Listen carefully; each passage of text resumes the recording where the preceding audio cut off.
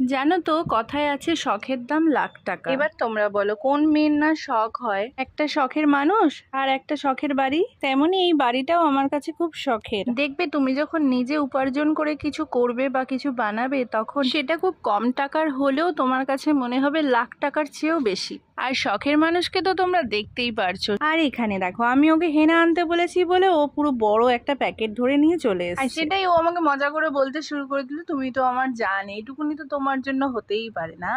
আর ব্যাস আমিও গলে গেলাম।